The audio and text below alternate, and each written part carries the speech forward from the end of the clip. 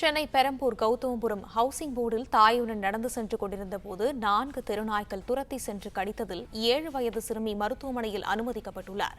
கூடுதல் விவரங்களை வழங்குகிறார் செய்தியாளர் கதிரவன். கதிரவன், வணக்கம். என்ன நடந்தது? விவரங்கள். சென்னையில சாலையில் நடந்து சென்ற சிறுமியை 4 நாய்கள் சேர்ந்து துரத்தக்கூடிய காட்சிகளும், அதே போல அந்த நாய் கடித்ததுல அந்த சிறுமி மருத்துவமனை அனுமதிக்கப்பட்ட சம்பவமும் அதிர்ச்சியை ஏற்படுத்தியிருக்கிறது. தொடர்ந்து நாய்களால் சிறுமிகள் காயப்படக்கூடிய சம்பவங்கள் நடைபெற்று வருவதனால இந்த நாய்களை கட்டுப்படுத்துவதற்கான நடவடிக்கையை மாநகராட்சி அதிகாரிகள் எடுக்க வேண்டும் என்ற கோரிக்கையும் எழுந்திருக்கிறது. குறிப்பா பெரம்பூர் கௌதமபுரம் ஹவுசிங் போர்டு பகுதியில் வசித்து வருவர் அமித். இவருக்கு 2வது படிக்கக்கூடிய அனிஷா என்ற மகள் இருக்கிறார். வழக்கம் போல நேற்று முன்தினம் மாலை மசூதிக்கு சென்றுவிட்டு இந்த சிறுமியும் அவரது தாயாரும் வந்து கொண்டிருந்த போது அந்த சிறுமியை 4 நாய்கள் கடிப்பதற்காக துரத்தி இருக்கிறார்கள். நாய் தனது மகளை துரத்துவதை கண்ட அவரது தாய் வேகமாக ஓடி வந்து நாய்களை துரத்தியுள்ளார். இருந்த போதிலும் அந்த நாய்கள் சிறுமியை கடித்திருக்கின்றன. பின்னர் அருகாமையில் இருந்த ஒரு நபரும் இந்த நாய்களை விரட்டி இருக்கிறார். அதன் பின்பாக தான் அந்த சிறுமி வெறும் காயங்கள் இல்லாமல் தப்பியிருக்கிறார்.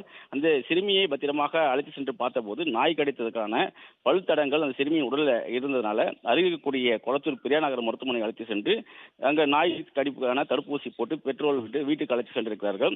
தொடர்ந்து இந்த பகுதியில் நாய்கள் தொல்லை இருப்பதனால மண்டலம் 4 தொகுதி மண்டல அதிகாரிகளை தொடர்பு கொண்டு கேட்டபோது முறையான பதில் அளிக்கவில்லை என்ற ஒரு தகவலையும் பெட்ரோல் தரப்பாக தெரிவிக்கப்படுகிறது.